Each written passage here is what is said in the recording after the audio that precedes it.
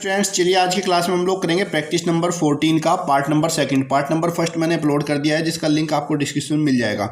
और इसमें हम पूरे 51 से लेकर 60 तक के प्रश्न कंप्लीट करेंगे। देख लीजिए हमें आज कौन कौन से प्रश्न करने हैं और ध्यान से इसको करिएगा क्योंकि बच्चों आपका सिलेक्शन यही सब सवाल कराएंगे जो पेपर में बार बार आते हैं। तो चलिए शुरू करते हैं क्वेश्चन नंबर 51 से। किस धन का 10% वार्षिक ब्याज दर से 3 वर्षों में साधारण ब्याज रुपये 300 होगा। तो यहाँ पे बच्चों हमें क्या दे रखा, ब्याज की दर दे रखी है जो कि हमारी 10% वार्षिक है। और यहाँ पे हमें समय दिया हुआ है टाइम 3 ईयर और ब्याज दिया हुआ है सिंपल इंटरेस्ट 300 रुपीज़। हमसे पूछा किस धन का, मतलब हमसे मूलधन ये पूछ रहा है कि मूलधन क्या होगा। तो बच्चों आपको पता है मूलधन बराबर होता है साधारण ब्याज गुणा 100 बटे में दर गुणा समय। हमारे पास ब्याज दिया गया है 300 इंटू 100 अपॉन में दर कितनी है 10% और समय है 3 वर्ष। चलिए इसको हल करते हैं। 10 से 300 हमारा कटेगा 30 बार और 3 से 30 10 बार, तो 100,1000। तब हमारा मूलधन जो है वो 1000 हो जाएगा। ऑप्शन नंबर 2 आपका राइट आंसर है। ठीक है बच्चों, चलिए क्वेश्चन नंबर सेकंड देखिए। ये आपका प्रतिशत पे है। रुपये 50 का 80% और 80 का 50% क्या होगा। 50 का 80%, तो हम इसको कैसे हल करते हैं बच्चों। 50 गुणा का की जगह गुणा जो संख्या होती है उसकी प्रतिशत से गुणा और भाग हम इसको 100 करते हैं। फिर प्लस 80 का 50%, ये भी आपका 80 गुणा 50 और भाग 100 हो जाएगा। इसको हल करेंगे 0 से 0 और 0 से 0 कैंसिल, इधर भी 0 से 0 और 0 से 0 कैंसिल। 5 8 40 और इधर भी 8 पंजे 40 और 40 और 40 आपका 80।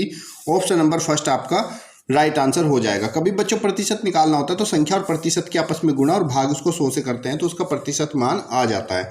अगला प्रश्न देखिए। एक रेलगाड़ी 100 मीटर 9 सेकंड में तय करती है, उसकी चाल किलोमीटर प्रति घंटा में क्या होगी। तो यहाँ पे हमें चाल पूछी गई है और बच्चों चाल बराबर होता है हमारा दूरी बटा समय। चाल बराबर दूरी बटा समय होता है। अब यहाँ पे रेलगाड़ी जो है 100 मीटर की दूरी तय कर रही है, दूरी हमारी 100 मीटर हो गई और कितना 9 सेकंड में। हमें पूछा 4 किलोमीटर प्रति घंटा में। तो ये जो चाल है हमारी दूरी बटा समय, ये हमारी बच्चों मीटर प्रति सेकंड में है क्योंकि हमारी दूरी जो थी वो मीटर में थी और समय हमारा सेकंड में था। लेकिन हमसे पूछा गया किलोमीटर प्रति घंटा में बताओ।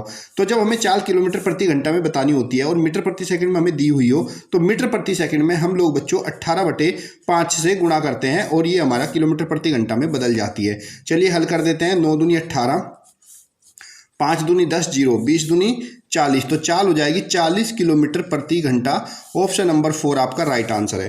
ध्यान रखिएगा कभी बच्चों आपको मीटर प्रति सेकंड को किलोमीटर प्रति घंटा में बदलना हो तो इसमें हम बच्चों 18/5 से गुणा करते हैं और अगर किलोमीटर प्रति घंटा को मीटर प्रति सेकंड में बदलना हो तो उसमें हम 5/18 से गुणा करते हैं और ये चेंज हो जाता है। ठीक है बच्चे, दोनों चीज़ नोट कर लो, पेपर में पूछी जाएंगी। अगला प्रश्न देखिए, प्रश्न संख्या 54। रवि कुछ टॉफियाँ रुपये 1 की 2 दर से खरीदता है और उन्हें रुपये 1 की 5 की दर से बेचता है, तो उसका हानि प्रतिशत क्या होगा। देखो रवि जो टॉफी खरीद रहा है वो 1 रुपये की कितनी टॉफी खरीद रहा है 2 और उनको बेच रहा है 1 रुपये की 5। अब यहाँ पे हमें बताना उसको कितना हानि प्रतिशत हुआ।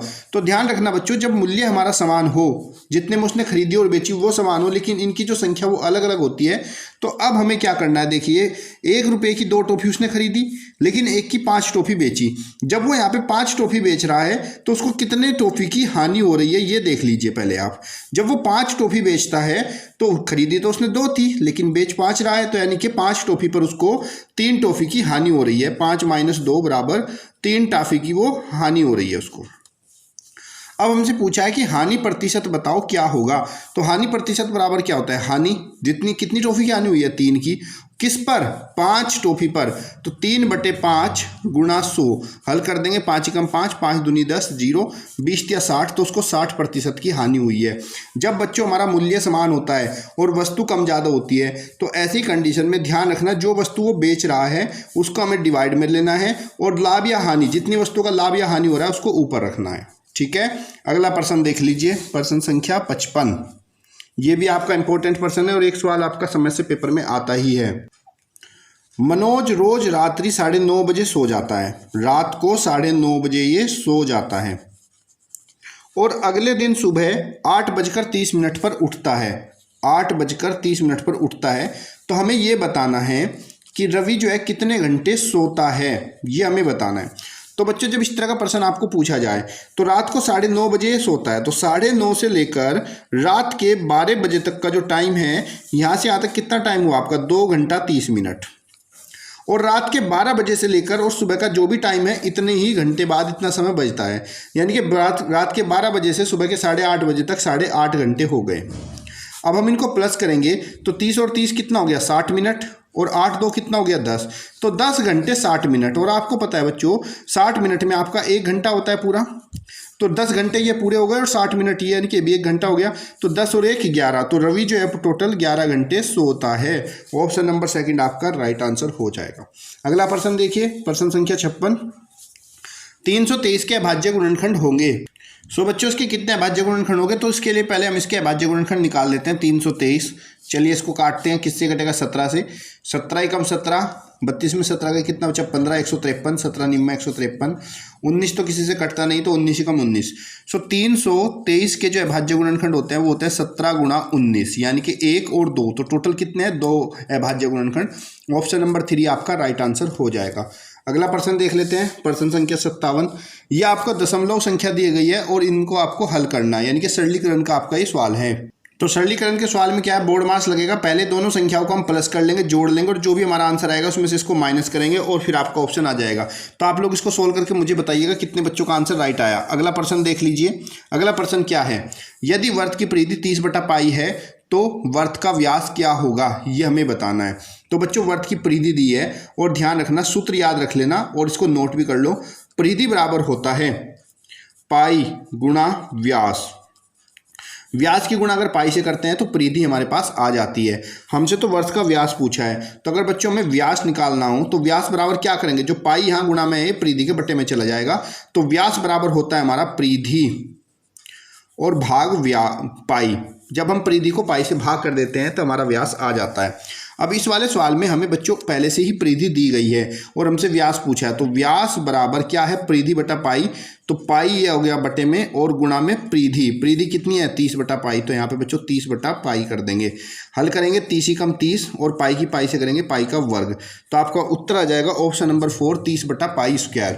ये हमारा वर्ग का व्यास आएगा। सूत्र आप लोग याद रखना, परिधि बराबर होता है पाई गुणा व्यास। अगला प्रश्न देखिए, प्रश्न संख्या 59। बहुत ही इंपॉर्टेंट प्रश्न है, देखते हैं कितने बच्चे इसका आंसर दे सकते हैं। प्रश्न संख्या 59, किसी वस्तु का विक्रय मूल्य क्रय मूल्य का 4/3 गुना है तो प्रतिशत लाभ क्या होगा। जब बच्चों हमारा विक्रय मूल्य क्रय मूल्य का 4/3 गुना कहा जाए तो ऐसी कंडीशन में ध्यान रखना, जो हमारा अंश होता है ये वाली संख्या हमारी विक्रय मूल्य होती है। तो हम मान लेंगे कि जो विक्रय मूल्य है ये हमारा 4 हो गया और क्रय मूल्य जो आपकी हर वाली संख्या है, ये जो हर है ये आपका क्रय मूल्य है, तो क्रय मूल्य हमारा 3 हो गया। अब विक्रय मूल्य 4 है, क्रय मूल्य 3 है, तो देखो विक्रय मूल्य जब ज़्यादा होता है क्रय मूल्य कम होता है तो हमें लाभ होता है, और लाभ बराबर क्या होता है बच्चों, हमारा विक्रय मूल्य माइनस क्रय 4 - 3, तो लाभ हो गया हमें 1 का।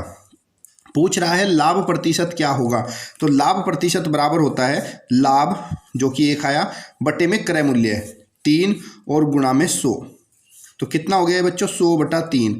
इसको हल करेंगे 33 सही 1/3% हो जाएगा। ऑप्शन नंबर 4 आपका राइट आंसर है। जब भी आपको ऐसा कहा जाए कि किसी वस्तु का विक्रय मूल्य क्रय मूल्य का इतना गुना है, तो ध्यान रखना अंश वाला जो होता है ये हमारा विक्रय मूल्य होगा और हर वाला हमारा क्रय मूल्य होगा। ठीक है बच्चों, अगला प्रश्न देखते हैं, प्रश्न संख्या 60। चलिए देखते हैं इसका आंसर कितने बच्चे बताएंगे। सो बच्चों सोच लिया आपने क्या होगा। इस प्रश्न को करने के लिए देखो 5 टन 9 क्विंटल को क्विंटल में बदलना है, तो बच्चों उसके लिए आपको पता होना चाहिए कि 1 टन में कितने क्विंटल होते हैं। तो ध्यान रखना बच्चों 1 टन में 10 क्विंटल होते हैं। कितने 10 क्विंटल। अब हमसे पूछा है 5 टन 9 क्विंटल में कितने क्विंटल होंगे, तो 5 टन है तो 5 गुणा 10 से करेंगे तो ये क्विंटल हो जाएगा और प्लस में 9 क्विंटल पहले से हैं, 10 पंजे 50 और 9 59 क्विंटल आपका आंसर हो जाएगा। ऑप्शन नंबर फर्स्ट आपका राइट आंसर। ध्यान रखना बच्चों 1 टन में 10 क्विंटल, और अगर किलोग्राम में बदले तो 1000 किलो होते हैं 1 टन में। ठीक है बच्चों, उम्मीद करता हूँ आपको ये सेट पूरा हो गया होगा। इसका हमने किया है अभी पार्ट नंबर 2 और पार्ट नंबर 1 मैंने इसकी पहले ही क्लास में करा दिया था, जिसका लिंक आपको डिस्क्रिप्शन में दिया है, वहाँ से भी आप इसको देख सकते हो। ये सारे क्वेश्चन हमने कंप्लीट किए हैं। तो आप लोग जो वीडियो को लाइक शेयर और चैनल को सब्सक्राइब कर लेना, ताकि आने वाले सारे अपडेट आप तक मिलते रहें। धन्यवाद। जय हिंद, जय भारत।